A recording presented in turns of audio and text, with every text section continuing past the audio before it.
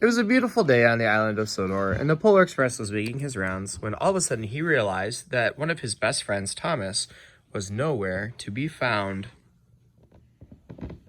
Now this is interesting, said the Polar Express. My friend Thomas is always on the island of Sodor, and yet I can't find him anywhere.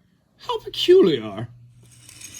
All of a sudden, a new train whooshed past the Polar Express, going at the fastest speed the Polar Express had ever seen, not just on the island of Sodor, but in his entire Polar Express life.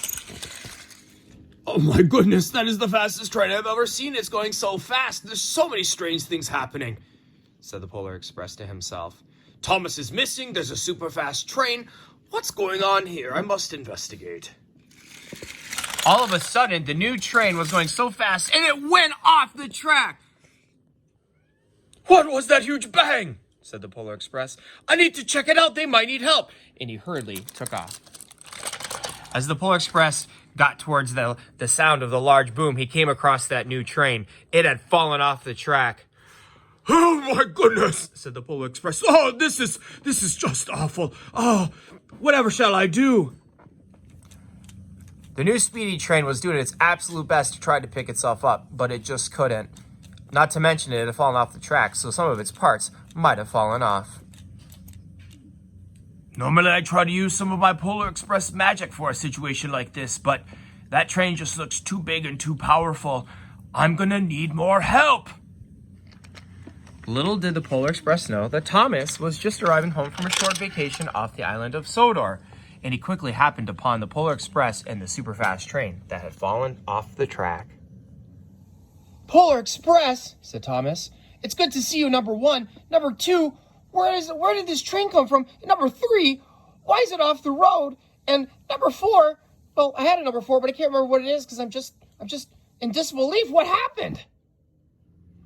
Well, Thomas, said the Polar Express, this new train appeared out of nowhere, was going extremely fast, and I don't think it heeded that warning over there. I think it was supposed to slow down, and it didn't.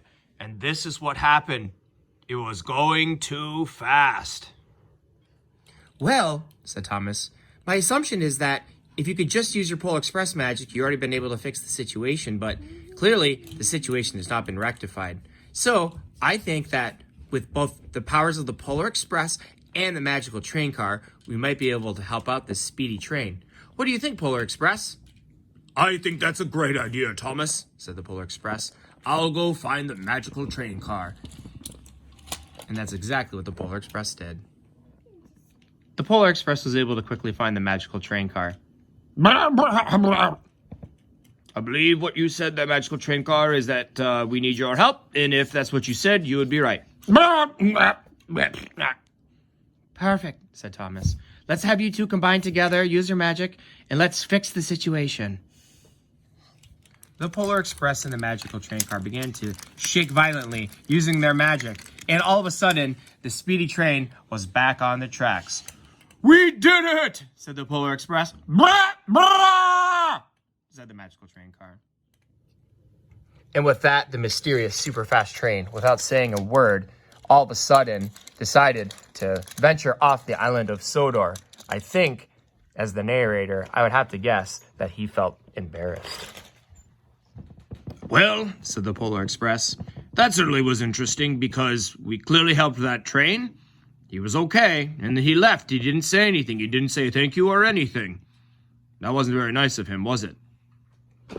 It really wasn't, said Thomas. But I'm so glad we did a good deed. Just because he didn't say thank you doesn't mean that I regret what we did. I'm glad we were able to help. Said the magical train car. And that's the end of another wonderful tale on the island of Sodor. The end.